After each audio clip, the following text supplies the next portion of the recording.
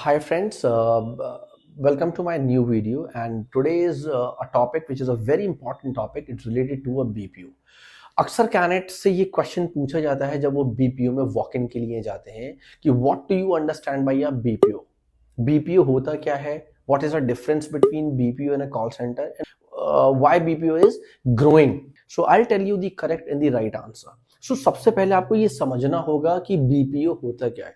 इसको मैं पहले एक डेफिनेशन के साथ स्टार्ट करूंगा, फिर एक एग्जांपल लूंगा और फिर मैं आपको हिंदी में अच्छे से एक्सप्लेन करूंगा कि बीपीओ एक्चुअली होता क्या है।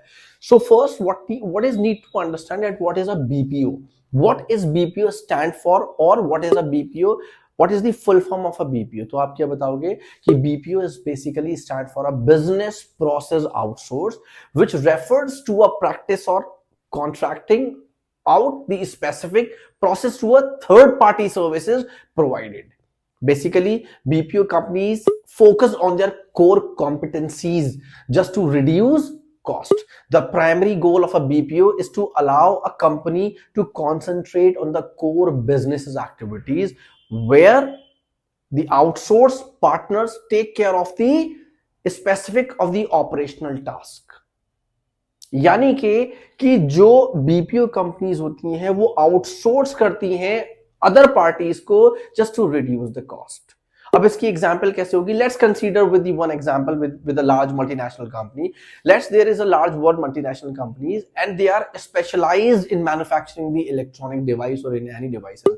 अगर वो if they are not have the expertise into our resources to handle the customer support efficiently, so what they will do, they outsource the business to the other parties, to the other services operations or to a third party. ये हमारा BPO कहलाया जाता है। अब BPO बहुत सारी चीज में डील्स करता है। BPO basically deals into the so many operational activities just as finance and accounting, HR, banking, insurance, admin, logistics, supply chain and many more. So this is what we called a BPO.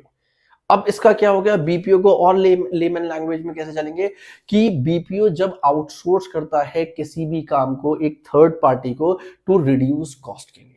Let's say for example अगर मेरे 2 employees काम कर रहे हैं और मैं उनको salaries 20,000 rupees दे रहा हूं, अगर यही काम मैंने आउटसोर्स कर दिया same business to the third party कम सैलरी पे, लेट्स से फॉर एग्जांपल जो सैलरी मैं 20,000 पे कर रहा हूं और मैंने आउटसोर्स कर दिया सेम एक्टिविटी पे, सेम डोमेन पे, वो सेम एलिजिबिलिटी क्राइटेरिया पे, और वो मेरी कॉस्टिंग क्या जा रही है 6,000 पर कैंडिडेट। तो यानी कि मुझे 12,000 पे करने हैं और 8,000 इज माई सेविंग। तो मैंने अपने काम को आउटसोर्स कर दिया टू दी थर्ड पार्टी। अब बहुत सारे लोग बोलते हैं कि बीपीओ जो है वो कॉल सेंटर है या कॉल सेंटर एक बीपीओ। कॉल सेंटर्स क्या होते हैं? जहां पे सिर्फ हमारा कॉलिंग का काम होता है, जहां पे सिर्फ इनबाउंड एंड आउटबाउंड कॉल्स होती हैं, जहां customer services, customer support, customer activities को हैंडल किया जाता है, वो हमारा कॉल सेंटर होता है। However, a BPO can be a call center because BPO के अंदर सारे काम होते हैं, जहां पे सर्विसेज दी जाती हैं, जहां पे कस्टमर सर्विसेज भी दी जाती है, जहां पे बैंकिंग के भी काम होते हैं, इंश्योरेंस के भी काम होते हैं। ये हमारा डिफरेंस होता है कॉल सेंटर और बीपीओ। क्योंकि कॉल सेंटर में सिर्फ और सिर्फ आपका कॉलिंग का काम होता है और कोई एक्टिविटीज नहीं होती है। इसलिए बीपीओ और कॉल सेंटर्स में ये डिफरेंसेस होते हैं। और क्यों बीपीओ मार्केट में बूम कर रहा है? क्योंकि बीपीओ हमें एक स्टेबिलिटी देता है, हमें करियर देता है, ग्रोथ अपॉर्चुनिटीज देता है, अच्छी सैलरीज देता है, हमारी नॉलेज को और हमारे स्किल्स को एनहांस करता है बीपीओ सेक्टर्स। अगर आप if you want to be a part of a BPO sector, so definitely you will see after 4 years, 5 years down the line, you will see yourself a changes in your mindset, in your activities, in your language. You will find 100 of changes in you.